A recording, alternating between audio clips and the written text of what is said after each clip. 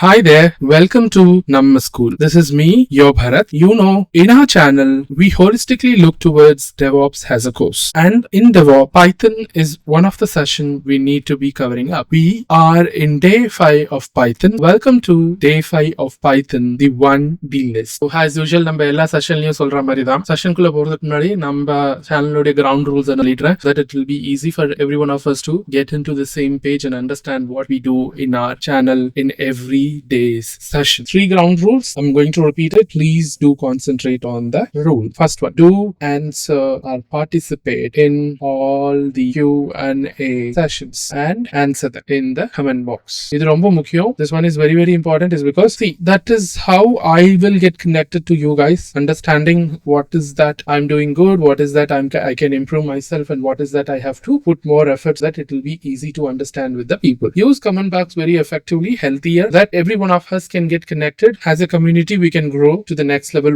and get developed into our careers. Let's now move on to the second ground rule, very important, and it is very beneficial not only for me, rather I'll put in a way it will be very beneficial for you guys. All the assessments given in the session, and again put your comment one you have complete. என்னோட handwriting பார்த்துட்டு பயந்துராதீங்க please. கொலிக்கு இருக்கிற மாதிரி தான் இருக்கும், but understand கொண்டானே. So second one, இங்க நிறைய assessments கொடுப்பேன். Again I'm repeating the same is because it needs your attention onto it. நான் செஷன் சொல்றேன், நீங்க நோட்ஸ் எடுக்கிறீங்க, எழுதுறீங்க, கமெண்ட்ஸ் கொடுக்குறீங்க, क्वेश्चन ஆன்சர் பண்றீங்க, எல்லாமே perfectly fine. But end of the day நீங்க பிராக்டிஸ் பண்ணணும். எங்க நீங்க பிராக்டிஸ் பண்ண முடியும்? நான் நிறைய ஆப்ஷன்ஸ் உங்களுக்கு கொடுப்பேன், அதை பிராக்டிஸ் பண்ணுங்க. Okay, practice is what will make you perfect. Why I often tell it that you put your comments on thoughts into the comment box is because if I'm not available at some point in time and you are like preparing and you have sat, you are reading through it and you have some question which can help you to go through, நான் இருப்பேன். நான் உங்களுக்கு அந்த questions post பண்ணி ready பண்ணி கொடுக்கிறதுக்கு நான் இருப்பேன். ஆல்ரெடி என்கிட்ட இருக்கும் பஞ்சாவே அத மாதிரி, பட் அதுல இருந்து நான் பிக் பண்ணி தான் உங்களுக்கு கொடுக்குறேன். தாண்டி உங்களுக்கு வேணும் அப்படின்னா என்கிட்ட ரெடிமேடா இருக்கும், நான் அப்படியே எடுத்து போட்டு உங்களுக்கு கொடுக்க போறது தான். That is the only thing which I'm going to do.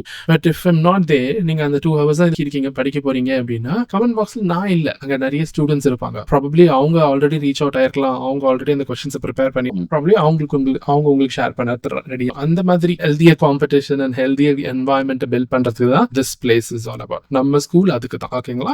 So the last point, homeworks. There will be certain part of topics which I could have gave you as a homework. கரெக்டா? இப்போ நான் ஒரு 5 topics இருக்கு, அந்த 5 topics 4 topics முடிச்சிருப்பேன். 5th topic அது நீங்களே follow பண்ணாலே உங்களுக்கு அது புரிஞ்சிரும்ன்றதுல மாதிரி டாபிக்ஸ் வந்து நான் ஹோம்வொர்க்ஸா கொடுப்பேன். அதெல்லாம் நீங்க ரீட் த்ரூ பண்ணீங்கன்னா see, end of the day if you put some effort to it to understand it, that's where you'll be able to remember things in a little bit easier way. அதுதான் நான் preach பண்றது. Do practice that. Homeworks complete it before coming to the session. Okay, அன்னைக்கு முடிக்க முடியலனா it's really not a problem. ஐயோ முடிக்க முடியலையே, நான் ஸ்டாப் பண்ணிடுறேன், நான் வேற டைம் எடுக்கிறேன், அப்படிலாம் பண்ணாத. ஓகே, எடுத்து முடிச்சிருங்க. If you drag, நான் பெஸ்ட் எக்ஸாம்பிள் என்ன சொல்றேன், ஒரு டாபிக் நான் முடிக்கணும்ன்றதுக்காக drag பண்றேன்னா it will be little harder for me to get to the other topic. அதுக்கு நான் கரேஜ், அதுக்கு நான் வந்து என்னோட மென்டலா நான் ப்ரிப்பேர் ஆகணும், ஐயோ அதுக்கு அடுத்த மாதிரி டைம் ஒதுக்கணும். நோ, முடிக்க முடியலையா எப்படியோ ஒண்ணு அது அன்னைக்குள்ள டார்கெட்டை செட் பண்ணி முடிச்சிருங்க. அன்னைக்கு நைட் 4 ஆனாலும் சரி முடிச்சிட்டு then go to sleep. அப்போ ஒரு நிம்மதியான தூக்கம். நீங்க அதுல 2 மணி நேரம் தூங்குனீங்கன்னா கூட அது ஒரு நிம்மதியான தூக்கமா இருக்குவா?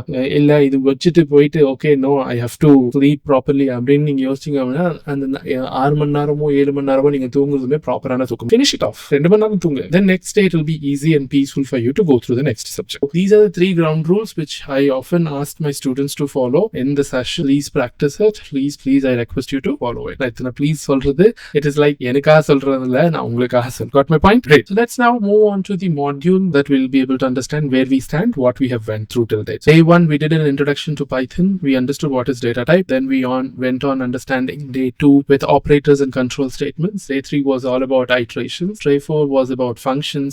இன்னைக்கு number day 5 which is 1D. See, day 5 ஓடிய அஜெண்டாவும் நான் இங்க போட்டிருக்கேன். We'll come back again to day 5's agenda. Today's agenda is this. We'll understand what is a list, how can we create a list, what is an indexing in a list, how can we update an index in a list, what is iteration with respect to list.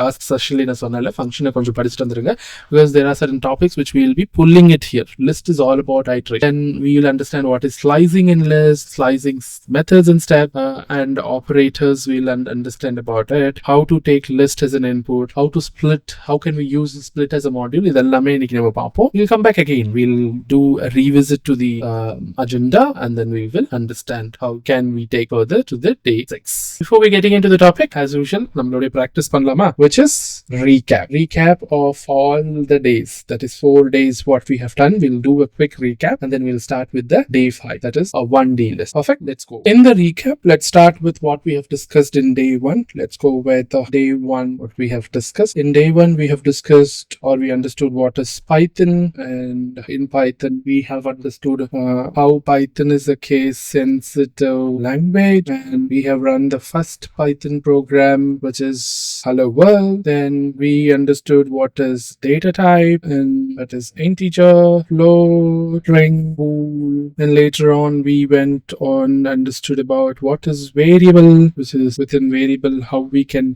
name the variables. We had rules for that, naming the variable rules for that. Then we understood what is typecasting.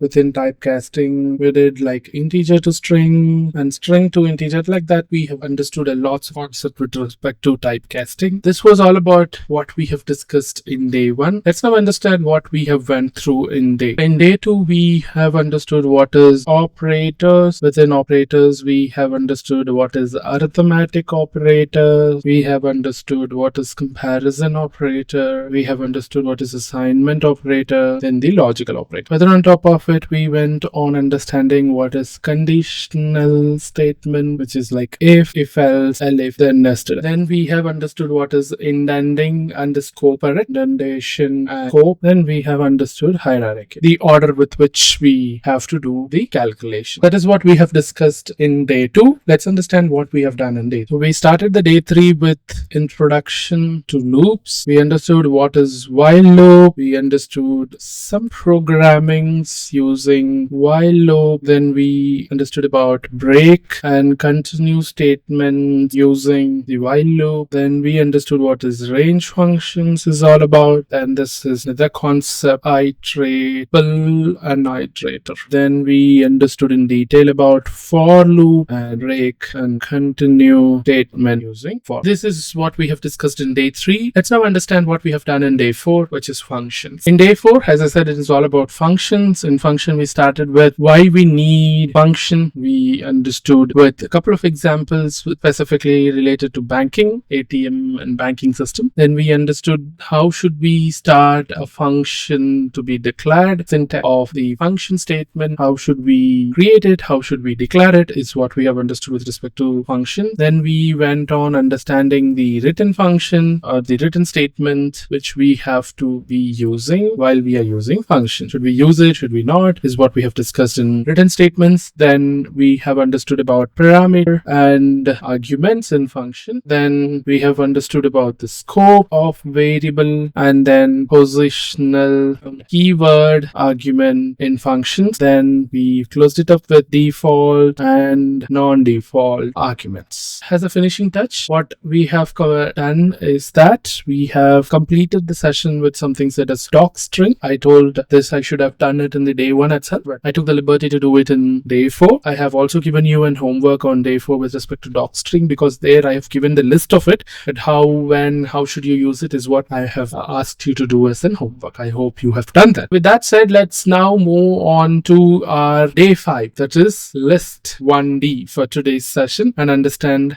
what is list, what is 1D list, how should we use it, what is the requirement, everything we'll do in today's session. Perfect. Let's move on to today's session. As I said, today's session we will be looking in detail about list. Let's first understand what is list, where we can use it, what is the use of list. Let's start the session by getting into understanding what is a list. Let's go with textbook definition first, and then later on I'll break it down a little more simpler so that you'll be able to understand. What is a list? A list is a built-in data type that represents an ordered collection of items. The keyword is it's an ordered collection of items. Third point, it is a mutable dynamic array, meaning you can can modify items, elements, and hide after creation. The keyword here is mutable dynamic array, which directly refers to that once you have created a list, you can go ahead and change the list, or you can update the size. Anything can be feasible with respect to list. Lists are used to store multiple items in a single variable. Like if you have named a variable A, inside a variable A, if you're going to declare it as a list, you can go ahead and store multiple items in it. That's the keyword here. Then this is something which you have to understand now itself, that it will not be tough for you to get through things. So lists are one of the four built-in data type in Python used to store collection of data type. The other three are, this is one of the four built-in data types. The other other three are tuple, set, dictionary. They are tuple, set, and dictionary. Lists are created using square brackets. That's how you start creating a list. List will be placed inside a square bracket. Perfect. So these are the keywords which you have to keep in your mind with respect to list. Let's now understand, or maybe let me try to put it in a simpler term that you will be able to get through it little more easier. These are the three keywords which you have to keep in your mind with respect to list. A list is an ordered, mutable, and heterogeneous collection. That's a list. When it comes to order, it follows an indexing pattern. It starts with an indexing as 0. It goes in an order with an indexing pattern as 0. It is mutable. That is what I was referring to. We can modify, we can update list once after creating it. List is an heterogeneous data type, which means you can add anything, a combination of it. String, integer, bool, anything can be added into a list. It is an heterogeneous collection. I believe now it is a little more easier. Whatever we have seen as a textbook definition, please do keep remembering in your mind those are keywords. Apart from this, to break it down a little more simpler, list is an ordered, mutable, heterogeneous collections, which means where the lists, the items in the list or the elements in the list are being placed in an indexing value in an order which starts with 0. List is mutable, which refers that we can go ahead and update, modify, do anything even after we have created a list. And list is a heterogeneous collection, which refers to we can go ahead and insert any kind of an element data type, which is string, integer, bool, anything can be possible inside a list. Let's now understand the syntax of a list. How should we create a list? Syntax. So we have to start the syntax by name of the list. You can give any name. Name of the list is equals to the elements. Elements, which is element 1, element 2, and so on. So that's how you can create the syntax of a list goes to name of the list, which is within the square brackets. You have to give the elements. Let me put an example for you so that it will be easy to understand. Example for the list creation is this way. You can go ahead and add a list as num is equals to 1, 2, 3, 4, 5. This is one such an example. You will be able to understand how you can create a list. This is how you can create a list. And I was saying list is an heterogeneous collection, correct? So you can also go list like this with a mixed variable or a mixed list. List is equals to, it can be 1, hello, 2.5, false, 1. So this can be of any kind of data types within a list, which is a heterogeneous collection. Apart from this, list can also be empty. You need not to be giving any information inside the list. It can be empty, which directly means that if you don't know what could be the real essence or information with respect to the list, you can create an empty list. List is a mutable element, so that which means that in the near future, if you have the data within you, you can go ahead and update and get the list created for you. That's how you can work with respect to list. Let's now get into Colab, do some small workarounds with Colab and understand how list works furthermore. Let's start by creating a list, a simple list. How should we start creating a simple list? As I told, so it should be the name of the list is equals to, within the square bracket, give the elements. I'm going to do the same. I'm going to open a code, going to give a code. A is equals to, within the square bracket, 1, 2, 3, 4, 5. This is a simple list which I've created. I'm going to print the same. Print. What do you think now it will come for us as an output? Get into the comment box, comment me the output for this. Now I'm going to run it. Do you see the list value of A is been printed here, which is 1, 2, 3, 4, and 5. If you want to see what is the data type here, let me just print. Okay, I am going to add type.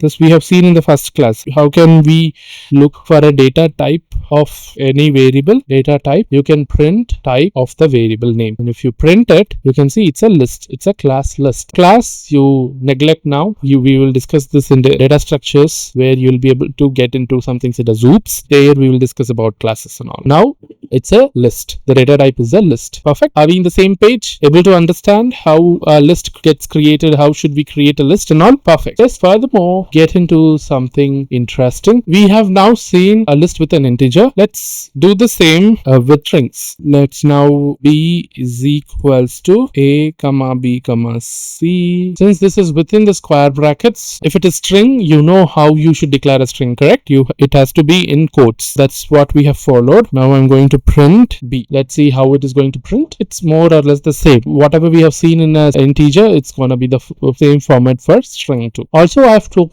list is an heterogeneous data type, collection of data types, correct? We'll try that. C is equals to, I'm going to go with 1. Hello. Now I'm going to try to print this, or maybe we'll just add one more, which is 2.5. I'll try to print. If I run this, you see list is an heterogeneous collection of data types. You will have all kind of data types which can be used for you. Perfect. That's the list. Now we know how it works with respect to integers in a list, in string in a list, and heterogeneous collections with respect to list. Let's now get into a trickier part. We might have seen this list concept in our previous class itself. I told you that do lend your ears a little more, because we are going to use the concept in the coming days, correct? That is what we are going to look into right now. We will involve iterations or iterable concept here. Iterable. Iterable. What was that one iterable we have looked in our last session? Get into the comment box, comment me what was that one iterable we looked in the last class. Perfect. People who have commented, very well. I'm happy that you have looked down to the lessons. Let's now look with one such an iterable example, that it will be easy for us to understand how iterables and list go hand in hand. I'm going to take an variable d. You can take anything. You can also mention it as list underscore iterable. That's up to you. Just for a simplicity purpose, I'm just going with variable d. Then I'm going to take the keyword list. And what was that? Yes, perfect. That is what we were looking at. The range 10. We can also give 1, 10, 0, 10. I'm going with 10 as of now. And I'm just going to print. Now I'm going to run this program. Do you see? The range of 10 has got printed as a list. This is what we say it as iterable in the process of list. Now we know how iterable works with respect to list and what is the usage of the function range, the iterator and an iterable function. Now let's see what is the type or the data type of this particular d. Let me get in there. Just print to get to know what is the data type of this d. You see, it's a list. Easy peasy, understandable. Let me go through an example more. I'm just going to go with something said as f is equals to list abc. Print f. What do you think now it will get printed? What is that you will be able to see, right? Let me run this. Do you see? A list of items which was collected as a list now been listed out for you. That's the list, how it works for you. You know what is a list. You have seen more examples with respect to working in list. You have also put through a little more efforts towards understanding how iterables and iterators works with respect to a list with the function range. Let's now understand how can we access a list. So as I said, now we will look into how can we access the list. I told that list is mutable. That's the concept where we can go ahead and update, do modifications, do changes, correct? How can you do it? How can you access a list that you can do a mutable functions? Accessing. So to access the list, we have two different ways of doing it. One is indexing. This I might have gave you a heads up already. Indexing is the first order order. I told correct. List is an order, mutable, heterogeneous collection. Heterogeneous collection, we know what it is. Heterogeneous collection of an order, we know what it is. Now let's understand what is order. The order, I told you, it is stored in an indexing value. Correct? That is what indexing refers to here. Then there is second option with respect to accessing. We say it is reverse indexing. With indexing and reverse indexing is what we will be able to do mutation function, that is updation and so on and so forth. So let's understand what is indexing first, and we will later on move on to some things that is reverse indexing. We'll spend time on indexing because indexing is something which will help you to understand the process, and then reverse indexing is just one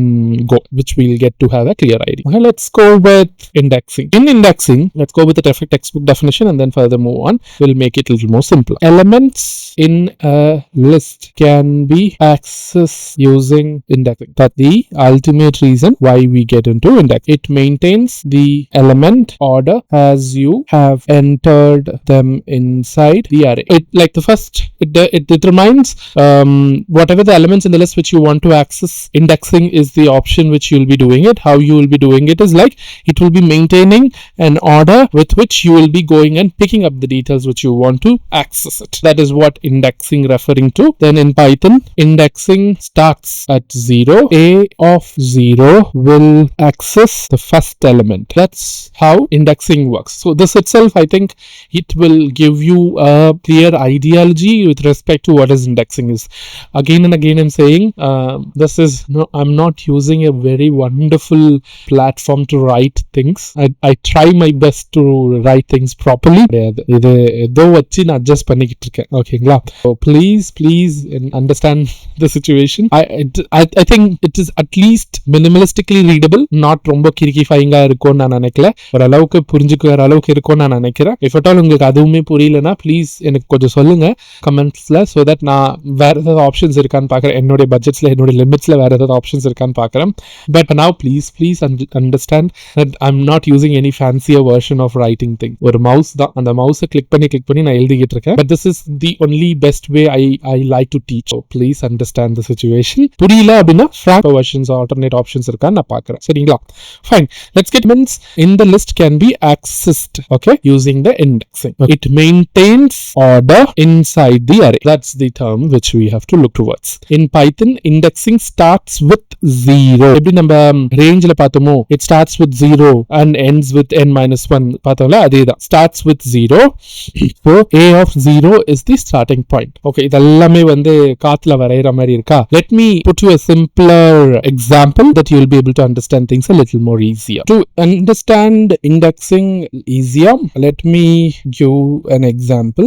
Rather, I'll not put it as an example. Take it as in how the concept works, that you will be able to get to have a clear idea how to work with respect to indexing. Okay, I'm just going like this: A, B, C, D, and E. Just for a reference, we have taken an list with A, B, C, and D. When you see, the index of the list starts with 0. We have seen the point, third point, index of the list starts with 0. A is 0, B is 1, C is 2, D is 3, and E is 4. When you look at the length of the index, it will be 5. The index starts with 0, but the length for this is 5. That's how you have to work with respect to indexing. You have to keep this in your mind so that you will be able to understand things a little more easier. Let's take an example to understand it a little more clear. I'm just going on with something said as students is equals to Ram, Sham, Ram. 3 students in a list. If I want to access any one particular name of the student, say like in an index of 3, I want to see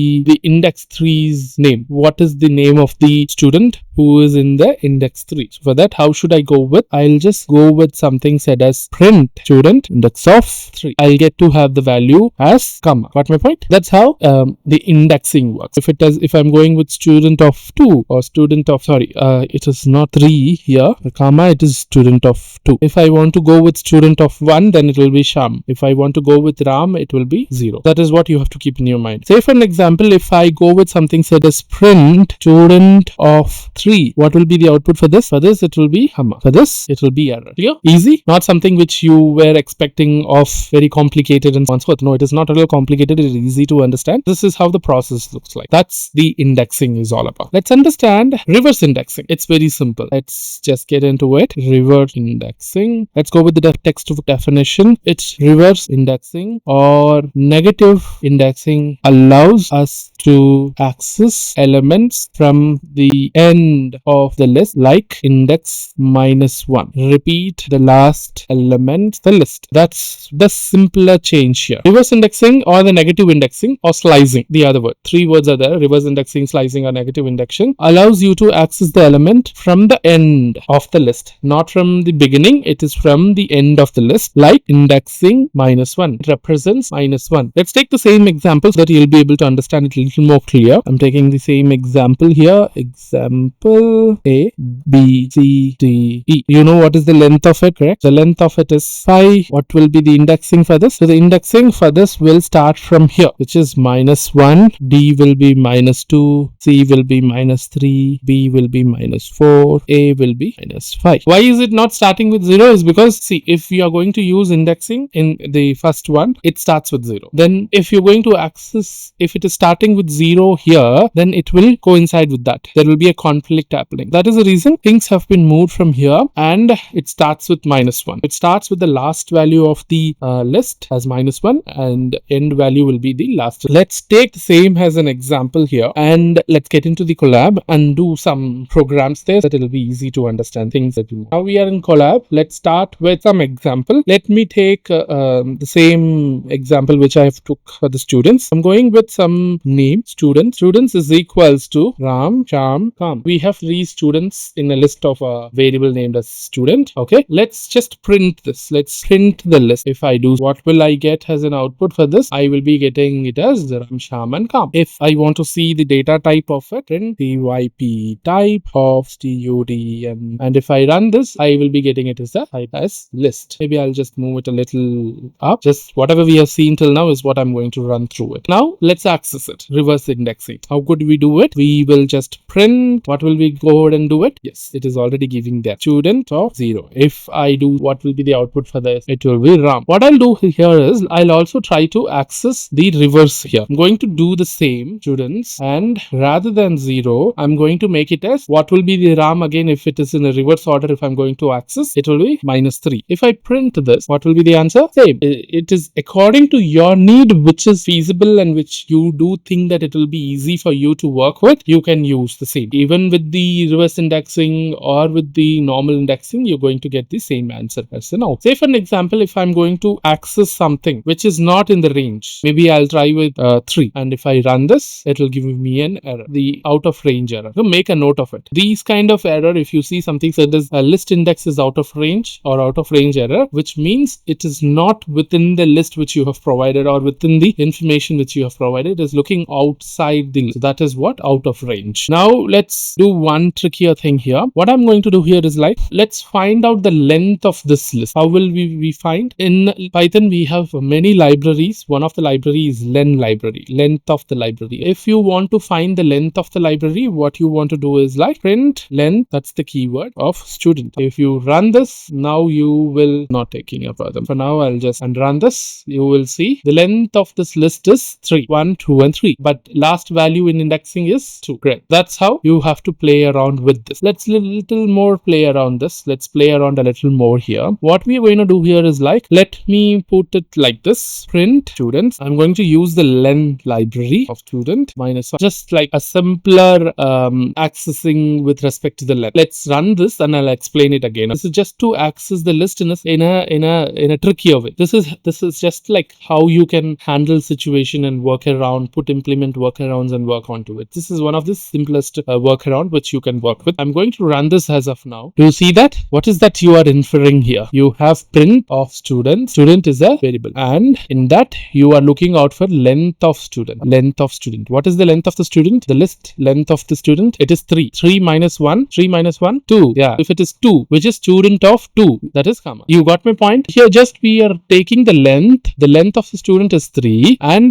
within student we are calling 3 minus 1, which is again routing to the index value. which is student of 3, and then we get to have the value has come, the value index value 2. This is how you can play around a little here. There are multiple libraries in Python. Len is one such. Please do Google it and get to have understanding about rest of the other libraries which is available. There are tons and tons of libraries. Just have an idea, yes, rather than just sticking to one concept. There are multiple. We'll see, for examples in programming, we'll see one by one some of the libraries. But for now, as in homework, I'll give you is that do refer some of the understandable libraries, that it will be easy, or try to work with those libraries with whatever we have learned till now. Got my point? Perfect. Till now we have understood what is list, what is in specific 1D list. Now we have seen how a length library has been used, how we can use it, and so forth. A small trick, I'll not say trick, something which you can or you have to know while you're working with the concepts of list. In list, till now we have seen that we can add numbers, we can add strings, we can add heterogeneous combinations, so on and so forth. We have also looked at range, how it was used. We have looked at len function, how it was used. And there is one more thing. In a list, if you want to repeat something, you can also do. I'm going to just go with one fine example where I'm going to declare a variable g is equals to 4, 4, 4, 4, 4. And if I'm going to print g, you can, if you hit g and if you run it, do you see that repetitive numbers are also being used, or we can use it in a list. If it is repetitive number, you can also do this way. Let's see, 1, 2, 3, 4, 5, 6. Rather than printing it's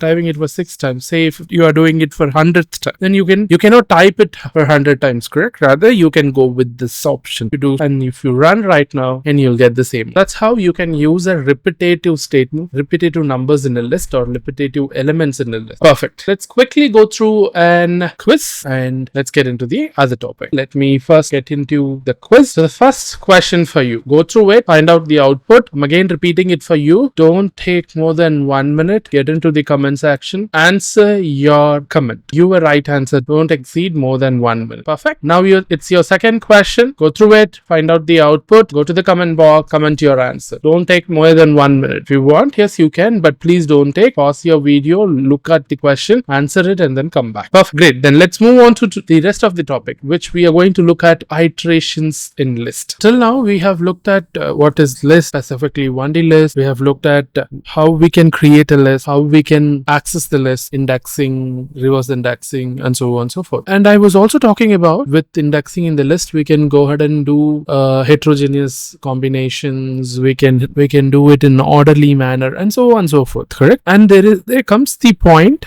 updating the list with the help of indexing. Let's have a look into it and let's move on further. What we have to go to look right now, we are going to look at updating the list. Of course, indexing is what we will be using to access the list, correct? That is what it is, updating the list with index. We can change the value of an element by accessing its using the index. That is what I was talking about. The index is the only way with which we'll be able to access the list, and through that is how we will be able to update the values. How can we do it? I'll just quote a simple example that we will be able to get a clear idea about how can we access.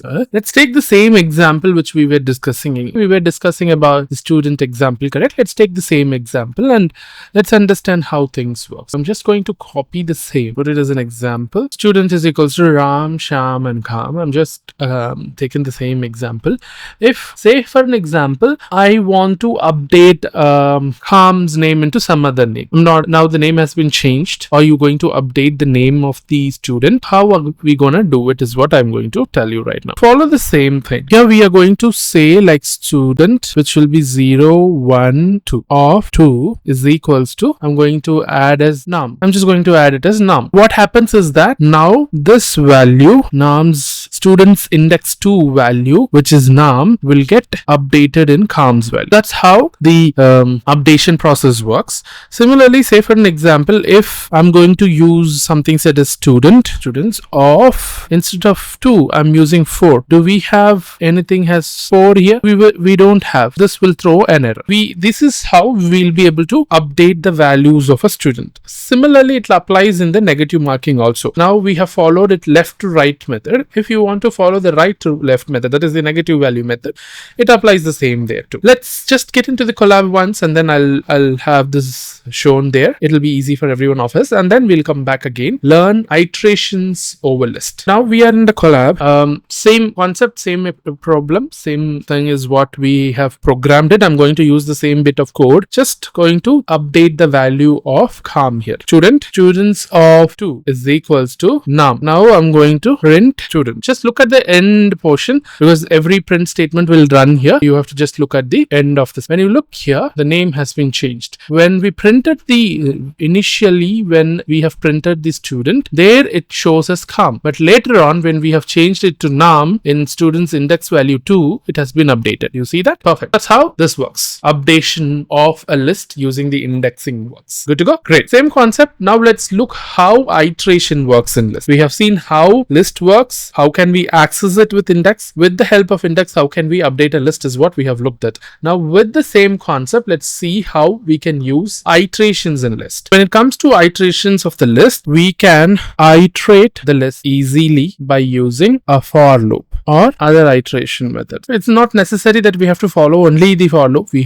do have while loops. We can use that even. We have range, which is one of the iterators with which we can also use it. Iterating over lists is useful when we want to do some operations, that's the keyword, on each items or access specific items based on certain conditions. Iteration is specifically used for doing some operations on each item. That is the specific reason why we started using iteration in list. Range itself, as an iterator, range itself might have helped you with lots of options, but to individually get into the list and have it conspirated, that's where we go with the option set as iterations in the list. Perfect. There are two different methods by which we can do iterations with respect to list. You can follow any one of them, but the second method which I'm going to tell you is something which is very useful. Rather that you first time when you are looking into it, it may be a little complicated. Even for me it was. Did lots of practice. That's when I was able to understand the second method is useful than the first method. First method is easy to understand, but the second method is what, technically speaking, when you are doing certain works, that's where the second method is effective than the first method. I'll tell you why I'm saying that while I'm explaining it. It will be easy for you to understand it. Method 1. The method 1 here,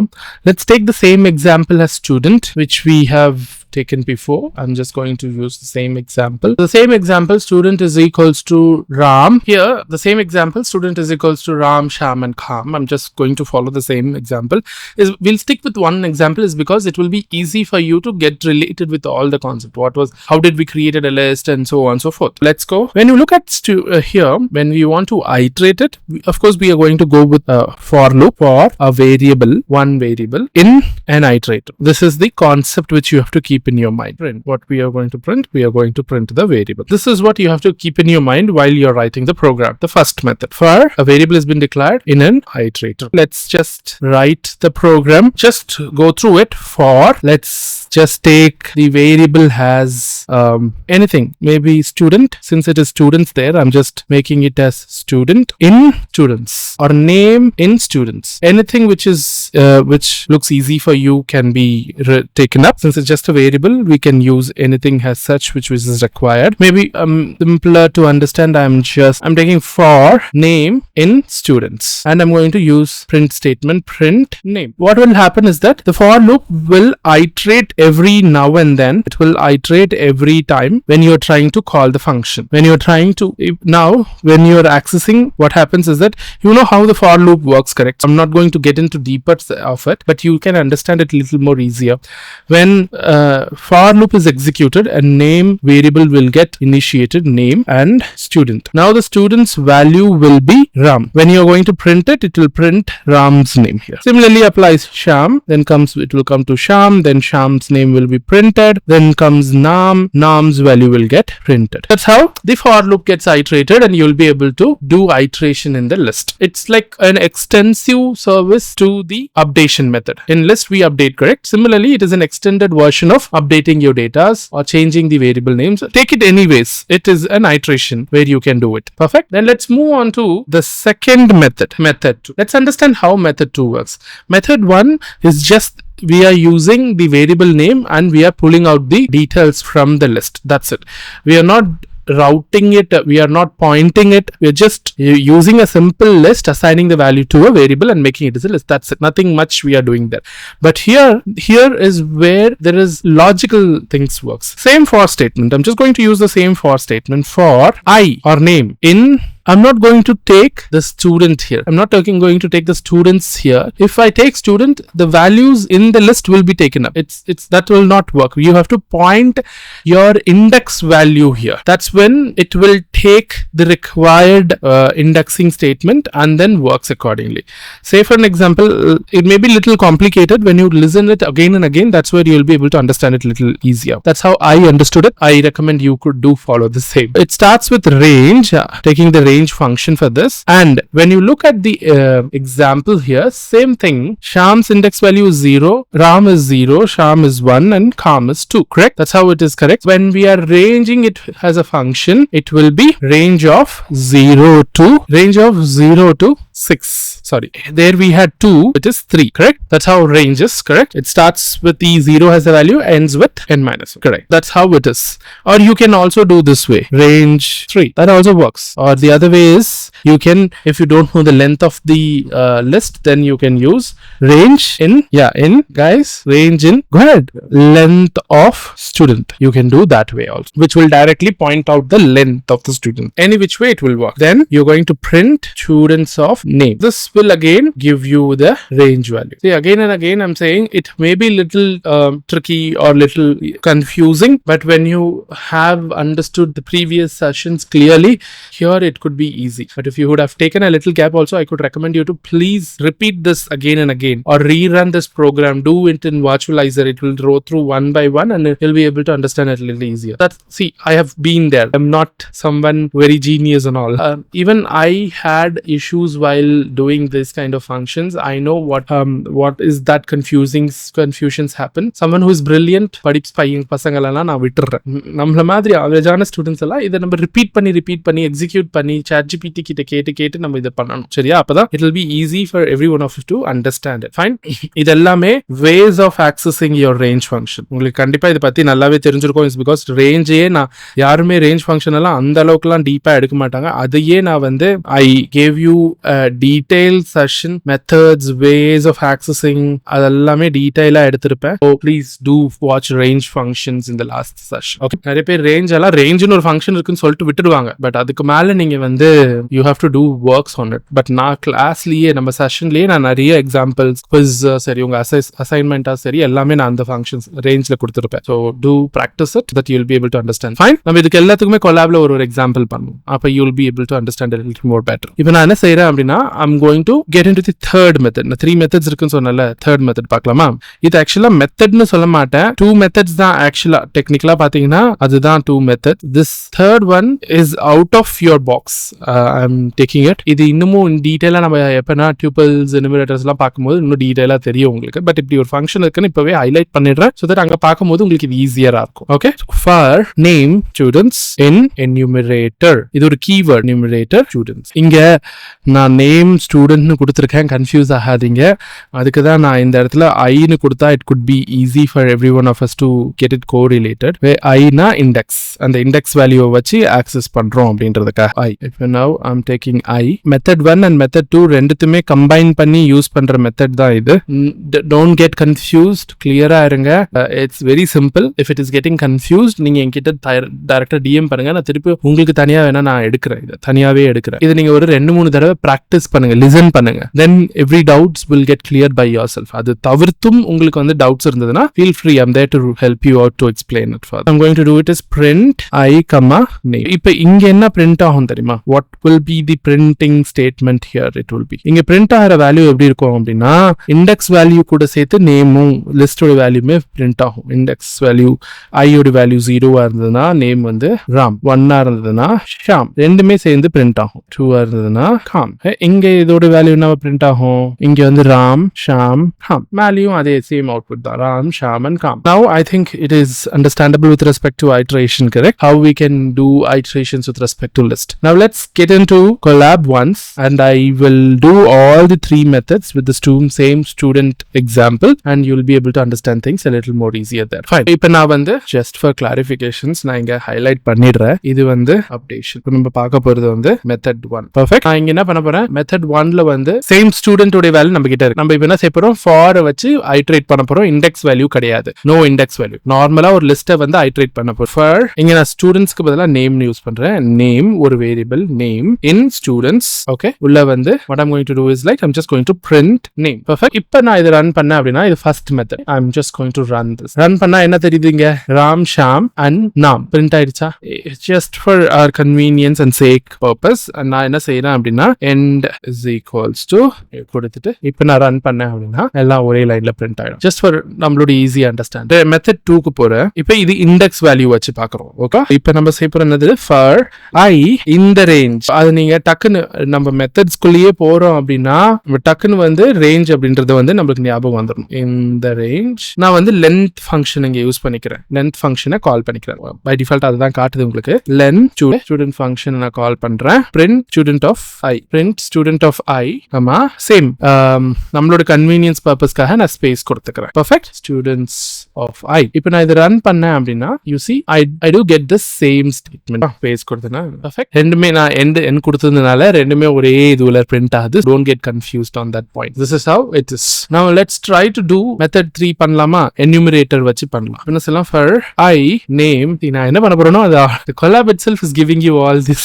எப்படி enumerator சொல்றதெல்லாம் அங்க வருதுன்னு எனக்கு தெரியல. in enumerator enumerate students. இப்போ நான் print பாரு அதே தான் காட்டுது I and name. so இத நான் வந்து இப்ப print பண்ணேன் அப்படின்னா I should be getting the value 0 Ram 1 Sham 2 now. இப்போ நான் இது எனக்கு அடுத்த லைன்ல வரணும் அப்படின்னா என்ன பண்ணணும், இங்க இப்போ இது இங்கே நான் ln கொடுத்துட்டேனா அப்படின்னா இது அடுத்த லைனுக்கு வரும். அது ஞாபகம் வச்சுக்கோங்க. நெக்ஸ்ட் லைனுக்கு வந்து /n கொடுத்தேன் அப்படின்னா அடுத்த லைனுக்கு வந்து keep that in you. நான் அடுத்த லைன் வரணும் எல்லாமே ஒரே கோட்ல ஒரே லைன்ல போகுதுன்றதுனால கன்ஃபியூசிங்கா இருக்கும்ன்றதுக்காக ln போடுங்க /n கரெக்ட் நியூ லைன். எங்களுக்கு பிராக்டிஸ் ஆயிடுச்சு ln /n which is new line. அதுதான் இப்போ நீங்க எண்ட்ல போட்டீங்கன்னா அது வராது. நான் அது நெக்ஸ்ட் லைன்னா நெக்ஸ்ட் லைனுக்கு நீங்க வரணும். இன்னொரு print statement by default வேல்யூனாலே ln தான் /n தான். சோ அதனால print. now if I run this you see that I will be getting it in all the three states. இதெல்லாம் சின்ன இது ப்ரோக்ராமிங் திங்ஸ். இதெல்லாம் தான் நீங்க இப்போ நீங்க வந்து எப்படி சொல்றது, ஒரு இன்டர்வியூ அட்டெண்ட் பண்றீங்கன்னா அவங்க இந்த சின்ன விஷயங்களை தான் நோட் பண்ணுவாங்க. they will not be looking at your programming capacity.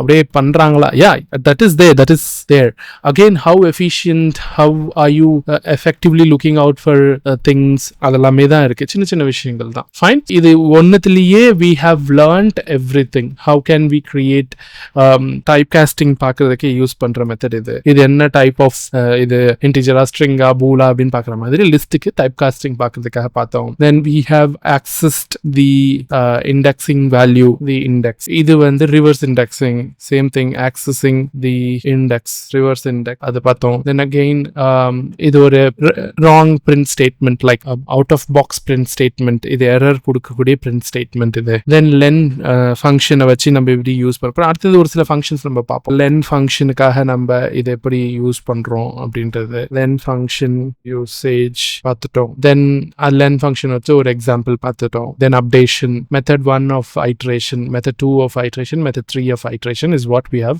looked at. method 1 இன்னும் தெளிவா போட்டுறேன். method 1 of iteration. see அது நீங்க செப்பரேட்டா பார்க்கும்போது ப்ராபப்ளி உங்களுக்கு வந்து ரொம்ப கஷ்டமா இருக்கலாம். பர்ஃபெக்ட். அது நீங்க பிரேக் டவுன் பண்றதுக்கு ஒரு சில எக்ஸாம்பிள்ஸ் பிரேக் டவுன் பண்ணுங்க. சிம்பிளரா இருக்கும். it will not be tough or complicated when you do. சின்ன எக்ஸாம்பிள் ஒரு ஹோம்வொர்க்கா தரேன். இந்த nothing much. இதுக்கு பதிலா நீங்க என்ன செய்றீங்க அப்படின்னா take some numbers 1 2 3 4 ஒரு லிஸ்ட், ஒரு num is equals to 1 2 3 4 ஒரு லிஸ்ட் கிரியேட் பண்ணுங்க. அது வந்து நீங்க எப்படி ஸ்கொயர் ஆக்குறது, how can you square the value inside the list, try பண்ணி பாருங்களேன். அதுக்கு நான் ஹிண்ட் கொடுத்துறேன். மெத்தட் 2 தான் அதுக்கு சரியான வே. இது மாதிரி லாஜிக்கல் ஒர்க்ஸ்க்கெல்லாம் மெத்தட் 2 தான் கரெக்டான மெத்தட். 1 and 3 அந்த அளவுக்கு எஃபெக்டிவா இருக்காது. லாஜிக்கலான ஒர்க்ஸ் எல்லாம் பண்றதுக்கு மெத்தட் 2 ஃபாலோ பண்ணிக்கோங்க. ஸ்கொயர் தி லிஸ்ட், அதுதான் உங்களுடைய ஹோம்வொர்க் இந்த இடத்துல. Iteration. Great. Let's move on to the other topic. Perfect. எல்லாமே பார்த்தாச்சா? ஒரு சின்ன சின்ன கான்செப்ட் மட்டும் இருக்கு, அது பார்த்துட்டு வந்துடலாமா? சம்திங் சிமிலர் டு திஸ் தான். இதோடைய ஒரு சப்சிடரி மாதிரினே வச்சுக்கோங்களேன். Something which is going to continue with the same, which we say it is membership check. Let's try to get into membership checks and understand what is it. இது one accessing methods கிடையாது, இது ஒரு check மாதிரி. It is membership check. The term itself tells you what it is, but உங்களுக்கு என்ன புரிஞ்சிருக்கு membership checksனா? membership checksனா, say for an example, நான் இந்த எக்ஸாம்பிள்ல வந்து students is equals to Ram, Sham and Kam கேட்டிருக்கேன்ல. இப்ப நான் இங்க வந்து I want to check whether இதுல வந்து நாம் இங்க நாம் இல்ல, நம்மளுடைய கொலாப்ல தான் இங்க இந்த எக்ஸாம்பிளுக்கு நாம் இல்ல. If I want to validate if நாம் is there in this place அப்படின்னு இருந்ததுன்னா what should we do? How can we check that? So அதுதான் நம்ம இங்க பார்ப்போம், membership check. Fine. So இப்போ நம்ம அதை validate பண்றதுக்கு என்ன யூஸ் பண்ணுவோம்? There is a keyword in அப்படின்ற ஒரு keyword யூஸ் பண்ணி we are going to determine whether this particular string or data is available in the list or not. அதுக்கு என்ன செய்யலாம் அப்படின்னா, just like with print நாம் in color in student, இப்போ இன்னொரு இது வந்து print in student. இதுக்கு என்ன ஆன்சர் வரும், இதுக்கு என்ன ஆன்சர் வரும்? of course இது boolல தான் ஆன்சர் கொடுக்கும். இப்போ நம்மளுடைய எக்ஸாம்பிள் இங்க இந்த எக்ஸாம்பிள்ல when you look at it here, it has Nam, Sham and Kam. நாம் இல்ல இதுல, அதனால it will throw false. அதுவே இங்க we have Kam which is at the index value 2, then it is, got my point? That's how we will do a membership check, right? Maybe collabல இது ஒரு run பண்ணி பார்த்தோம்னா it will give you a little more idea about collabல. இப்போ நம்ம இதை நம்ம run பண்ணணும் அப்படின்னா let me put the hashtag just membership check. இதுக்கு I'm going to do the same thing, already அதுவே கொடுத்து I'm going to do with print nam in. The same thing I'm going to do is print nam not in and not in. இது மாதிரி ரெண்டு terms use பண்ணிக்கலாம். நான் இப்போ இதை run பண்ண போறேன். Let's see what will be the answer at the end. பாருங்க, you see that it says true and it says false. So நாம் அப்படின்றது வந்து இருக்கு ஸ்டூடெண்ட்ல, இங்க நம்ம அப்டேட் பண்ணிருப்போம் நாமுடைய வேல்யூவை. இங்க நம்ம அப்டேட் பண்ணதுனால we have the updated list is Ram, Sham, Nam. That is what it says. In Nam in student, yes it is there. Nam not in student, no it is there. That is not the right answer. That is false. Maybe let's try doing this way. Print in with rerun பண்ணி பார்த்தோம்னு வெச்சுக்கோங்களேன். Again it will say false. It's because Kam நம்ம update பண்ணதுக்குமா Kam has been removed. It is no, it is not available. In what my point? Till now we have looked at typecasting, we have looked at accessing the index, accessing the reverse index, and we have looked at the len function with a small example also. We have looked at how do we update the list. We have went on understanding iterations in 3 different methods. Later on we have checked something such as membership check. Now we know what is membership check. Let's focus on some of the functions and methods of list. Functions and methods of list. We have seen one of the method, that is the length function. We have used it to identify the length of the list. We know what is one length function. We have used it, which helps you to identify the length of the list. We have previously used the length function, so I'm not going to furthermore explain it. That's the len function. Now let's focus on, most probably I have used it maximum of the times, append function. Append. This method helps you to override or to extend, kind of. Not exactly, I'll use the word extend is because there is another method that is extend. This is like if you want to add an element to your list, append helps you to do. That's append.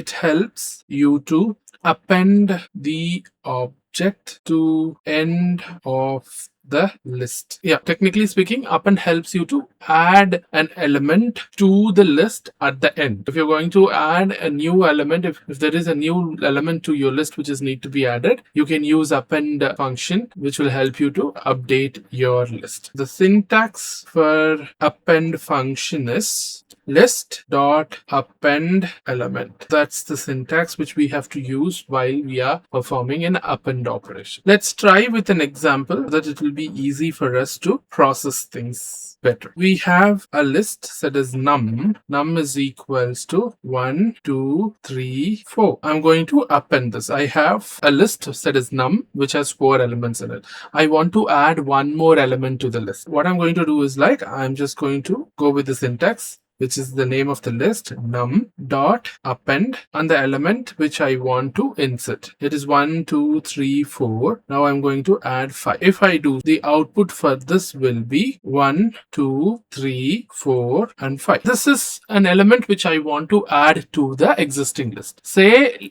if, say, let me put it here, num dot append, I'm going to add a list 6, 5, 8, something like this. What will be the output for this? Anyone, any guess? People who guessed it perfectly, good for them. It will be like this: 1, 2, 3, 4, 5, 6, 5, 8. We say this as list inside a list. This is like list inside a list. If you have a list already existing, you want to add not an element but a list, you can use append function for that also. You can use append function both for adding an element, also to add a list inside a list. We can use the function append, the method append. Let's get into Colab and execute this and see how it works there. We are in Colab. Let me put a comment so that it will be easy for every one of us to understand things, because when we furthermore go for the other methods in the functions, it will be little complicated, not complicated, I'll say little confusing, is because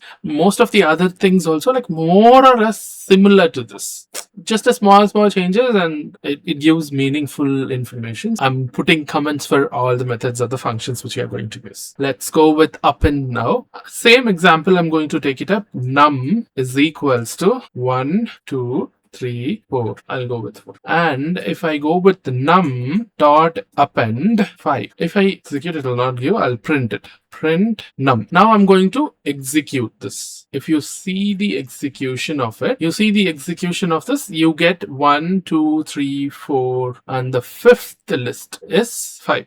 Before that, let's probably to understand a little more easier, because we directly jump into the append list format. Rather than doing that, I will add a print here. Print num. Just to differentiate and understand the difference between before append and after append. I'm going to execute it. You see the original num value is 1, 2, 3, 4. The list is 1, 2, 3, 4. But after append it is 1, 2, 3, 4, 5. Let's play again. A list inside a list with this. I'm going with num dot append, and I'm going to add a list inside it, which is like 6, 7, 8. Now I will print num. Let's execute this. Do you see the difference here and the difference here? The difference here. The original num's list value is 1, 2, 3, 4. We, after appending an element, you see the last value got updated with 5. We appending it after a list inside a list, it is within the list we have updated another list. This is what we say it as append for us. Let's now focus upon the next method, the third one, which is extend. Do you see small changes? And there are a lot of meaningful things happens in list. What is an extend? It helps many items for another item. The key thing is another iterable. What is this another iterable, or how it helps the items to get extended? You know what is iterable, correct? Keep that in your mind. Extender is going to support you to do this iterable function a little extensively. What could be the syntax for this is list dot extend and the iterable. You know what is iterable, just keep that in your mind and you'll be able to understand things a little easier. Great. We'll go with a couple of examples one by one, that you'll get to have a clear idea how you can use extend function according to the requirement. We'll go with the same num list. Num is equals to 1, 2, 3. That's the list. If I go something, say num, the name of the list, dot extend, and the iterable is 4. This is not the element. Remember that the iterable is 4. What do you think the answer will be? Did anyone guessed about it? Maybe little. I have not explained the concept beforehand. It may be a little confusing or tricky, but no. Wait, I'll let you know. I wanted this here is because, see, it is more or less same like an append. When you go with append, even in the append, num dot append 4, if I add 4, it will add 4 at the end. It's the same concept here. But the thing here with respect to extend is that it works with respect to iterable. Only iterable is the concept which we have to keep in our mind. With that, it is what it is going to work. With that said, a small change with respect to syntax. There is no proper syntax and all. This is to my comfort. I am using this way to remember things little more faster. If I miss something in syntax, then I will get confused with respect to things when I'm learning. I'll just put IEEE note. This helps me to understand a little more things in better way. I put it purposefully now is because then you'll think to understand what is the difference between append and extend. That is the reason I have placed it here. Now when you see this, it will throw you an error. Let me now get into one of the examples where num.extend, I'm going to go like this, 4, 5, 6. Now what will be the answer? Maybe now everyone can answer it easily without any confusions, correct? The answer for this will be 1, 2, 3, 4, 5, 6. Do you see the difference between the append and the extend now? When you put this in extend, it is like list inside a list. When you do this in extend, it is not list inside a list. It is like adding as an element inside the existing list. A small difference between append and a list. The next thing which we'll be looking at, it will have a little more small tweak and it is going to be different. Got my point? Understandable? Easy to understand? Now, if say for an example, I'm going to go like this, num.extend 7. Will this work? Will this? Yes, it will. Even though it has only single iterable inside the list, yes, it is iterable anyways. Correct? It will give you an output this way. Let's just play a little more here. I'm going to go with num.extend in the range 10. Now let me know what will be the output for this. Yeah, it is a valid output. Tell me what will be the output for this. It will not throw error and all. It is a valid because it is a range. It is an iterable. When we started iterable, we started with range, correct? This output will be 1, 2, 3, 4, 5, 6, 7, 0, 1, 2, 3, 4, 5, 6, 7, 8, 9. This will be the output for this. This is how iterable works. Sorry, this is how extend works. Let's now get into Colab and do a small analysis there that you'll get to have understand it a little more better. I am going to add one more and I'm going to place same num. Num is equals to 1, 2, 3. And I'm going to do num.extend 4. Now print num. If I run this program, you know what is the answer for this, correct? Let me run. In this, it shows an error as int object is not iterable. This tells you that the list which you are trying to extend is not iterable. That these are the keywords which you have to keep remembering in your mind. I might have told you one more keyword in the last session. Here, even you have to keep remembering about the keywords. This is just like out of experience. When you work, it'll come to you. But for now, don't get panic. These are certain things which you can remember. Now, rather than this, I'm going to change it as this. And if I run this, you see the list got updated. 1, 2, 3, and 4. Just to have things clarified, I'm printing this before the extend. And I'm going to run. Before extend, it is 1, 2, 3. After extend, it is 1, 2, 3, 4. As an output, when you see, you don't feel the difference between append and extend. But when you work holistically, that's where you'll be able to understand things a little more better. Now I'm going to play around with num.extend range. Directly I'm going to range. You know the other things. I'm not going to work upon that. You play around and you learn things. And I'm going to run this, which is 1, 2, 3, 4, 0, 1, 2, 3, 4, 5, 6, 7, 8, 9. Valid? Understandable? Easy? Great. Now let's move on to the next method, which is fourth one, insert. What is an insert? Very straightforward. It helps to add an element before an index. An index. That's the keyword which you have to remember, before an index. Let's go with the syntax for this. I hope it is easily understandable, not like extend iterable and all. This is just helps you to add element before an index. Syntax for a reference, name of the list, dot insert, pop, element. Now let's play with an example.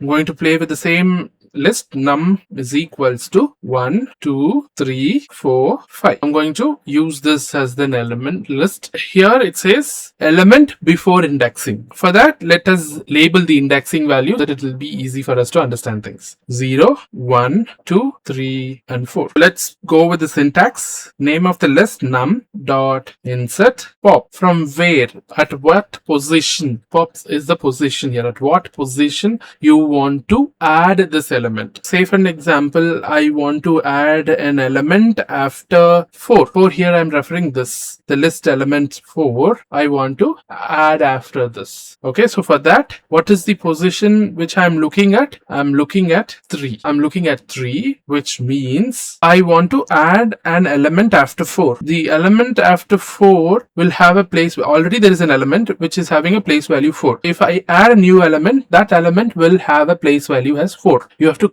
remember that, like you have to keep that in mind, and then work with respect to the place value, which position you want to place it exactly. That position is what you have to mention here. As I said, I want to add after 4. The place value after 4 is 4. What is the element you want to add there? I want to add 5. Easy. You have to mention which position you want to add an element, and you have to mention the element. Easy and simple. The output for this will be like this: 1, 2, 3, 4, 5 and 5. This is how it will be. Easy. Now let's perform the same in Collab. Let me put this as an extend. Now I'm just going on with insert here. Num, here the current num is 1, 2, 3, 4, 0, 1, 2, 3, 4, 5, 6, 7, 8 and 9. Maybe I will add an element here after 4, which is 0, 1, 2, 3, the fourth element. I want to add the fourth element as 5. Oh, it ends up with the same thing which we tried. Fine. The position which I'm going to add is 4th position, and the element which I'm going to add is 5 before num dot insert, and I'm going to print it. Now if I run this, you'll see the change here. An element has added in between the list. This is how you can add elements in between the list. If you want to add at the end, append is more than enough. In between, or maybe at the beginning, if usually people in the sessions ask, how can you add an element at the beginning? For the end, append is there. What is the process for beginning? Use the same trick to apply to add an element at the beginning of the list. Now let's move on to the 5th, which is pop. What does pop helps us for? It helps us to return and remove by index. The default remove will happen at the end. 3 things which you have to highlight here. It helps you to remove A, B, return. C, the default remove is at the end. Like append and insert, there is no 2 different keys which you can use to add at the end, at the beginning, not like that. But here in the pop, if you can understand what is the position which you want to remove or return, just mention that, it will pop out. If you don't mention anything, it will remove at the end. Let's go with the syntax for understanding. Syntax list, name of the list, that is dot pop and position. Let's go with an example. Num is equals to 1, 2, 3, 4, 5. And it also works basically on the positions. It is always good to mark the positional value 0, 1, 2, 3, 4 for better understanding. Now, what is that we are going to plan here is num dot pop, name of the list dot pop, and say like I want to remove something in the position 2, mentioning that. What do you think the answer for this will be? Output for this or answer for this will be? The position is 2, which is this is the position. Then the element 3 will be removed, which is 1, 2, 4 and 5. That will be your output. Easy. Whatever you have seen in insert, you will be able to see the same in pop also. Same positional value. With the positional value, it works. Great. Let's now try the same in the collab. We'll put it as pop, and num is equals to, now the current num value is this 1, 2, 3, 4, 5, 0, 1, 2, 3, 4, 5, 6, 7, 8 and 9. What I'm going to do here is that, let me remove the 5. I added the 5, inserted a 5 in the previous with the insert command. Now I'll use pop to remove that. Num.pop pop. What is the positional value for that? It is 4, correct? 0, 1, 2, 3 and 4. I'll mention it as 4 and I'll print it. Num. If I run this now, you'll be able to see it got changed to the previous one. Understandable? Easy? Now what I have done is that, as I said, by default, if you're not mentioning, you just mention it as pop. The default removal will be the last element in the list. That is what I've done. I have not given anything. I've just mentioned it as pop and I have printed it. You see, without anything, it gives you the last element removed from the list. Now let's move on to the next one, remove. The 6th one is remove. Let's Let me break it down by one is because what pop, what remove. Both of them look same for you, correct? Don't get confused. I'll break it down. See, all the functions or the methods which we are looking with respect to the list is like small change. Append and insert are more or less the same. And also in the bucket, when you look at extend, it is also the same. Append does an extended value, but you have extend itself, which helps you to work with iterables. Then comes remove and pop. The words are more or less the similar words, but the functions of working is little different. Let's now understand what remove helps you to. It helps to remove an element of a list. Very simple. It helps you to remove an element from the list. Then remove the first occurrence of a value. Say a list has 1, 2, 3, 4, 5, 6, 1, 2, 3, 4, 5, 6, something like that. If you want to remove one from the list, the first occurrence in the list will be removed. 2, 3, 4, 5, 1, 2, 3, 4, 5. That's how it will be. The first occurrence of the list will be removed. Let's move on to the third. Removes will raise value error. Understand? Value error. In extend, we have seen iterable error. It is value error. If the value is not present in the list. Let me highlight the point. Helps to remove an element. Then first occurrence, then not present. These are certain things which you have to keep in your mind while you are working with respect to remove. Let's now, for understanding, let's go with the syntax. Name of the list dot remove the element. In the pop, it works based on the position. In the remove, it works based on the element, the direct element. Now let's go with some examples. Examples will help us to understand or break things down a little more easier and faster. I'm going with the same thing. Num is equals to 1, 2, 3, 4, 5. 1, 2, 3, 4, and 5. If I want to remove, say like 3, I want to remove 3 in the list. Num, keep those 3 points in mind and then work. 3 is what I'm going to remove.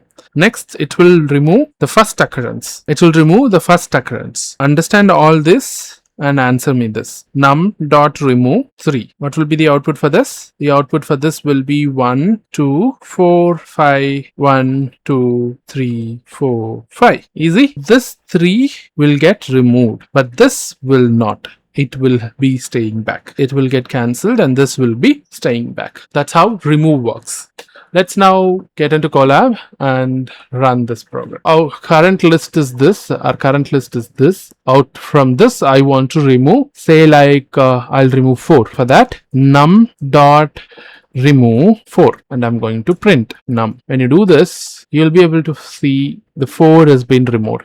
This 4 removal is done via the element itself. Pop, you have to do it with the position. We removed 5 in pop, correct? But we used position there. Here it is the list element. If you know if only the positional value, then go with pop.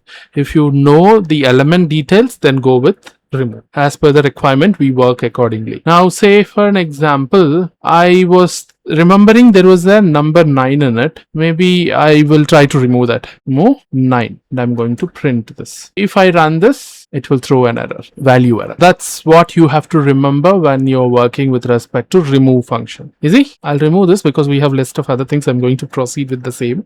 Unless it is fixed, the rest of the things will not get processed properly. Let me remove it and we'll come back with a new function. Now let's look at the 7th function, which is count.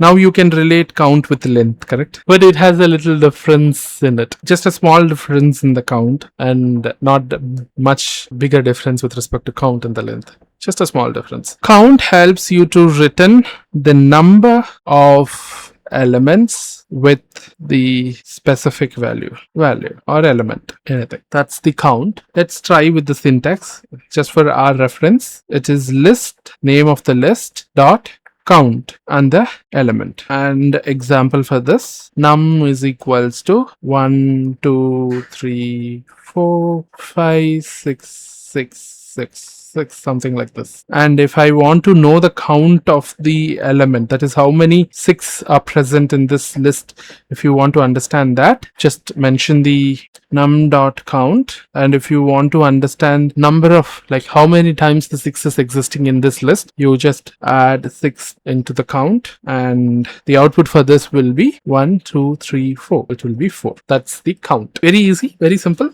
Len is to find the length of the list. Count is to find the specific element present. How much elements are present in a specific list, you use count for that. Let's run this in the collab once. And the current list is this 1, 2, 3, 0, 1, 2, 3, 4, 5, 6. Say for an example, we want to print the value or the count of the value. Keep that in your mind and work. For that, I'm going to do is like print. I'm going to give the print value here itself, num dot count 3, and if I run this now, you will get the value of count 3 is 2. I have 2 3s in it. Rather, if you do like num dot count 3 and then print num, it will print the num, not the count value. Keep that in your mind and then focus how it works. Small change. Now let's move on to the 8th one, which is index. What this index is used for? It helps you to return the index of the first element with the specific value or element. Just helps you to identify the index of a specific element in a list. The syntax for this is list dot index element, the value from which position to which position, from the start to end, from where we have to start and till where we have to find, that it will be easy for us to identify the element. Or if you don't give anything, it will just check for the complete list. For the first element will be identified and then it will give it to you. Going to go with some example. Num is equals to 1, 2, 3, 4, 5, 6, 7, 8, 9, 10. 1, 2, 3, 4, 5. Now I'm going to go with identifying the value of 3. Maybe let me take that way. Num dot index. And I'm just giving the element. I'm not going to give start and end. I'm just going to give the element and it is going to give me the index or the position of the value 3. For that, whenever you're working with respect to index or the positions, I have always told you to mark it down. 0, 1, 2, 3, 4, 5, 6, 7, 8, and 9. If I want to know the index value of the 3 and I'm with the first occurrence, nor the first occurrence itself is more than enough for me. In that case, I will just mention only 3. If it is 3, 0, 1, 2, and 3, then the position of 3 is 2. I'll get an output as 2. Now I'm going to go with the same num dot index. Maybe this time I'll mention it that it will be easy for us to understand things. Same 3. But this time I'm going to mention the position as from 4 till 9. And I want to know the position for this. Then I will have this as a position value, which is 7. Understandable? Easy? No confusions? If you want to have the index value of any elements, this is the method which will help you to help process things easier. But at the same point in time, these kind of indexing is most commonly used in logical unit, is because in logical processing, say like a bank statements and so on and so forth, it will have huge records. You'll not have the value in hand, but if you want to get to have an index value, like with the index you're going to work, then you to know the index value. To fetch an index value, you can use this. It is a simple thing which will work and on the go, and then you can work upon. All these are certain things like on the go. If you need some detail, you could just put it in and then get the details in the work. But of course, yes, in a huge program, these are certain bits and pieces which will help you to focus things and work perfectly. Now let's perform this in collabs index. Again, keep in mind, we are not wanting the list information, we are looking at the index value. Like count, this is index. I'm going to go with print num dot index. And what is that I want to know? I want to know the place value of 0 maybe. I'll just mention that 0. And if I run this, you see the place value of 0 is 3. 0, 1, 2, and 3. 3. Now I will try with one more. Print num dot, this time I want the place value of 3. Maybe, yeah, I'll go with 3 then. Maybe I want the place value of 3. In this case, I'm going to make it as num dot index. Not the first 3, I want the next 3. Probably by first you might have ran and understood what is the place value of a 3, which is 2. With that, you'll come to have a conclusion. After 2 is what I want to know, what is the place value for the 3. For that, I'm going to mention the place value as 3, then move on with 3 again, is because 2 already has 3 in it. I'll go with 3. Then again, till end, maybe I'll go with till end as 9. And if I run this, you see, it's the 6th place value where the 3 is available now. Let's validate as 0, 1, 2, 3, 4, 5, and the 6th. Easy? Great. Wonderful. So we have done the most commonly used methods of the functions in list. Now we know index. Let's finally close this up with the last operator, a very powerful and an effective, and I like this operator, very fun filled operator. I'm summing it up with the ninth operator, which is plus operator. What this operator does, by now many of them may know what could be the operation of this operator or the function. It helps you to concatenate two lists and create a new list. That's the plus operator's work is about. Let's look at the syntax. Syntax goes like this: list 1 plus list 2 is equals to list 3. Let's go with an example that things will be a little better to understand. I am creating a new list. Num1 is equals to 1, 2, 3, and another list as num2 is equals to 4, 5, 6. And now I'm creating another num has num3, and I'm going to concatenate num1 and num2 and make it as num3. For that, I'm going to do num1 plus num2. The output for this will be 1, 2, 3, 4, 5, and 6. Very fun and easy to work with. We'll get into collab and have this practiced, and then we'll come back to that. Here I'm going to, maybe I'll add one new code just for easy understanding. Num1 is equals to 1, 2, 3. Num2 is equals to 4, 5, 6. I'm going to create num. Here I have created num3 itself. I'll make it as num2 or num3. Let's keep it as num3 itself. What is wrong in it? I'm going to create num2, which is equals to num1 plus num3, and I'm going to print num2. Let's run this. You see this? It's 1, 2, 3, 4. It's a concatenation. How string concatenation or integer works, similar to this plus operator works in list. You can concatenate two different lists and create a new list. That's where the plus operator works in list. Now it's time for our homeworks. I'm going to give you a list of 5 different functions as method. You practice that as an homework. Whatever we have discussed, it's going to be based on that. Simple and easy. Similar to append, insert. Similar to that, I'm going to give you homework of 5 different methods of functions. Please do look out for that and answer it. And apart from this is, we have discussed about close to 9 operators, and plus I'm going to give you 5, which is going to be 14. There are not only 14, there are more than that. If you find more time, do just check out that. Not need like you have to practice it. It just gives you an understanding that there is something. See, at the end of the day, if there is a scenario which comes to you, which comes situation, that's where you will round the clock go back again to ChatGPT, ask for, is there any functions available or methods available for list? That's where you yourself, I have explored like something like that every time. Say for an example, I might have worked with append and insert. Maybe I need something little more easier. There could be some function and method predefined as a library. You could use that. There are certain things like that. You check out when you're working, you'll be able to feel the experience. But as an homework, whatever I'm giving you the 5 options right now, do religiously practice as an homework.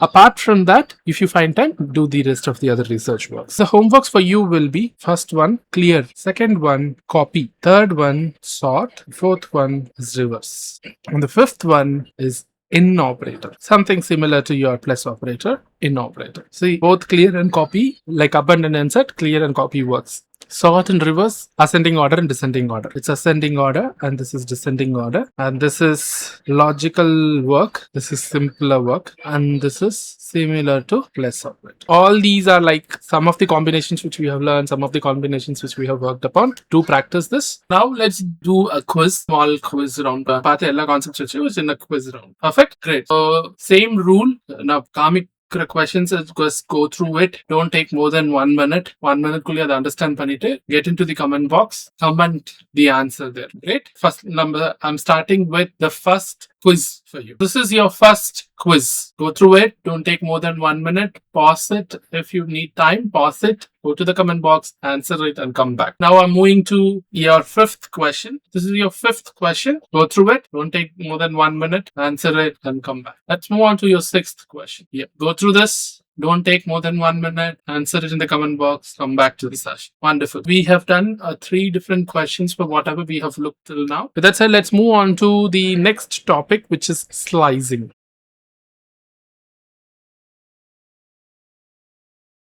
Till now, we have looked into list and we have understood how can we access list. We have understood about indexing, reverse indexing in list. We have also understood how we can go ahead and do an updation inside once the list has been created. And we have clearly understood about iteration in list. With this knowledge, the next thing which we have to look towards is the runtime input. How can we take input while we are running the list? There is no direct syntax or direct way of taking input for a list. When you see the rest of the other things, you do have a proper method with which you can take the input while you're running the list. This is like we are going to combine all those options and create a runtime input for a list. Let's understand how to take list as an input. For this, probably we'll go with one simple example that we will be able to properly understand how we can take an input. To take the runtime input for the list, as I said, there is no direct way to syntax it. Let's understand this with an example that it will be easy for us to go with the flow of how we can take an input. I'm taking an example here. The example which I'm going to take is like I want to take an input at the runtime. The input here I'm going to refer it as colors, like enter n color inside the list. That is what while I'm running the program, how many colors is what I'm going to use is what I am going to list it as a input here. So for that I'm going to declare a variable n. N is equals to int. Of course it should be in an int. It can't be decimal. Int input how many colors you want. I'm going to create a list. The list, as I said, I'm going to take it as a runtime input. For that, I should have a list and take a runtime input. For that, I'm going to use, there is one thing which I might have told you is that we can create an empty list. I'll create an empty list now, and while runtime, I'll use this empty list updated. You know, all the techniques which we have learned till now is what we are implementing to create a runtime input for a list. So we have to now loop it. If say input n, I'm going to take it as 3. It has to loop for n times, or 3 times. I'm going to take it for 4. It has to run for 4 times. We have to loop it. For that, I'm going on with for underscore n. You know what is the reason why we use underscore, correct? Yeah, in the range of n. Okay, again, inside the for loop, color is equals to input, enter the name of the color. Okay. Now we are going to append it into the empty list. Like we are going to update it into the empty list. Colors dot append inside the color and then print colors. Easy. It's very simple. Okay. And this color and this color is a different. This is colors. This is a list. This is the input which we are going to grab. Okay. Don't get confused with things. This input is for how many numbers, number of colors. And this is for name of the colors. Don't get confused with that color and this color. Both of them are different. Let's run through this program in Colab and understand how it works. Okay. We are now into the Colab. The final thing which we done is append. Of course, we are going to use the same thing to create a runtime input for a list. I have entered the same program here. Okay. Enter n colors inside a list. And I have declared the colors. I have created a for loop. Then I have initiated the color. Then appended the color inside the colors. Then I have printed it. Now let me run this program. Once you run it, it will ask how many colors you want. Maybe I'll go with 3 colors and I'll hit an enter. Next, it will ask you to enter the color. Red, I'll go with RGB as the colors. Blue, green. Now the loop will get ended and it will print you the list. It has given the list has red, blue and green. The colors list now it got updated as red, blue and green. Okay. So this is how you can use to take a runtime input for a list when you are working dynamically. Perfect. Now we know how to take input for a list. Let's understand what is slicing. This is important and this is something which not often, but yeah, this is something which we use it. Slicing plays a pivotal role, not day in, day out, but yeah, here and there we tend to use it. It's another method which we'll be using effect. It has commonality with respect to others like for similar to is what we will get to have an idea with respect to slicing. In a general term, when you in English I'm talking about, when you look at slicing, what is the alternate words which you can say it as cutting down, right? That could be the literal meaning of it. Similarly, that is what the slicing is being. Let me go with the definition. Slicing in Python is a powerful and considered method for extracting, you got my point, extracting specific portion from a sequence. That's what slicing refers to. Like you want to remove an specific portion from a list in a sequence, then that's where slicing plays a pivotal role. It allows access to a range of elements by specifying a start, index, and end and an operator. That's the ultimate thing. When you look at range, also you have to have a start, then end, and then jump. Correct. Similarly, that is what you have to follow here too. Specifying the start index, end index, and a jump. The syntax for slicing: name of the list, start, end, and step. This is the thing which you have to keep in your mind while you're watching. So, what is start?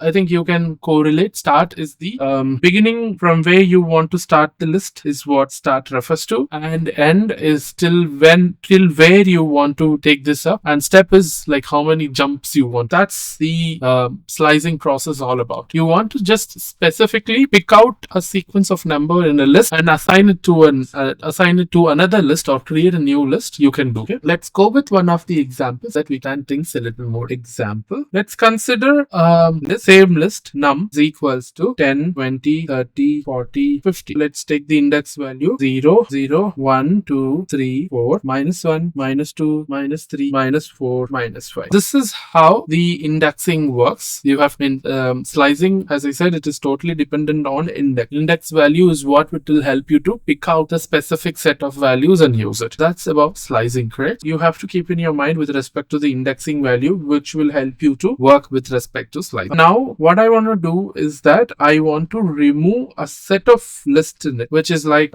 maybe 20, 30, 40. That is the list which I set of sequence number from a list. I want to remove it. What should I do is I have to go with the name of the list. Num is equals to 1 with the start, end is 3, and jump, I'm not going with any jump. I'm just going to make. You can do this way. The alternate way of the same process like is num is equals to minus 2, end is minus 4, and no. Got my point? Easy. That's how you have to. How should I split a sequence from it? As I said, I want to split it from 20 to 40, which is from index 1 to. How should I go with? I have to pick the name of the list and I'm going to slice it from index 1 to index 3 with 1. This is one of the ways. The other way of doing the same is num minus 2 minus 4 1. This is the either way. Both of them you'll get the same answer. There is no differentiation with respect to the answers. Both of them will get the same answer. It is like from left to right. The other one is from right to left. It is up to you what you want to choose, where you want to choose according to what is the requirement. You can work on this kind of situation. That's all about slicing. You can do the straightforward slicing. You can also do a reverse slice. Understandable? Easy? Great. Let's just run this in the collab and we'll get to have a idea. What I'm going to do is like, I'll take a new segment of command, going to put a command line saying like slicing. And I'm going to create a list with num is equals to 10, 20. Now I'm going to slice it. Same process, same is what I'm going to look out for. Num 10, sorry, I wanted to start it from 1 till go to 3. And what is the jump I want to take? I want to take 1. Now I'm going to assign this a variable num 1. Maybe that 1 is equal. And I'm going to print num 1. Look at it. You see the value of num is 20 and 30. That's the indexing reference which we have to. That's how you can work with respect to these kind of slicing method. Okay. Now I have taken the either way of doing it, like the negative indexing. When you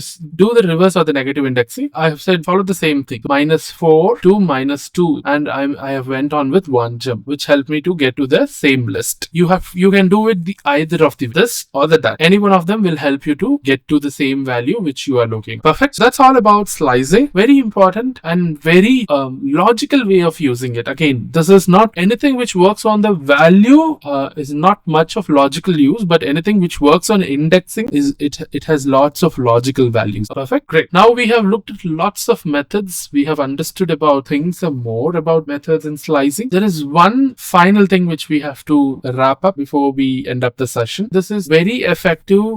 Again, this is also something which you may not be using every day in and day out, but this is something which will help you to make your life easier. A shortcut option is what I'm talking about. This is yet another method. We say this as split method. Okay, split method. split method is basically it must be used only for strings. We cannot use a split method for anything else. It can be used only for split method is only for specific to string, nothing more than that. And this is yet another method which will help you to solve things in a easier manner. There is no specific syntax. I tried writing proper syntax for this, but not exactly there is a syntax for it. Maybe, but yeah, I'll try to make it as a syntax for you. Syntax. This goes like this: name of the list is equals to string, the name of the string dot split, and the character which you want it to be. I'll explain what it is that you'll be able to understand it. Which is the name of the list, which is equals to name of the string dot split. That's a keyword, and with which you want to split it and have it as a list. Let's go get into an example that we can understand things a little more better. Example. Let's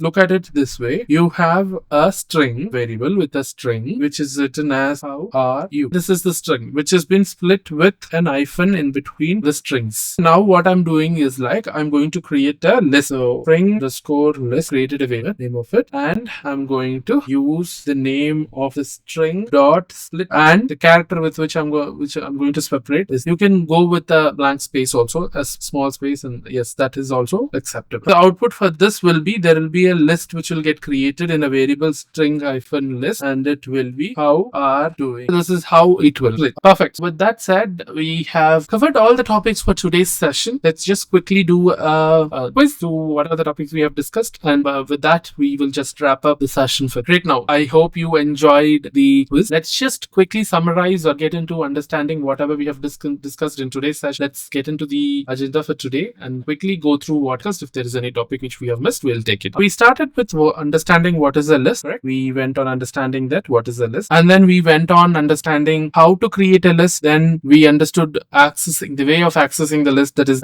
indexing, reverse indexing. Then we went off understanding how to update a list, the ways of updating the list. We understood it. We understood about iterations in list. Okay? We also understood about the methods of the list. We went on understanding about the operators, the plus operator and the in operator. We understood how to take the inputs in a list. We also understood about the split method alongside the slicing in list and the step for slice. We understood all these topics in today's agenda. We have covered today's topic. Let's also close. So 1D list is completed. Let's meet tomorrow with 2D list. You'll enjoy learning, and I really want to see all of you again into tomorrow's session with a wonderful smiling face and with all happy learn. Thank you guys. We'll meet back in tomorrow. Happy learning. Bye-bye.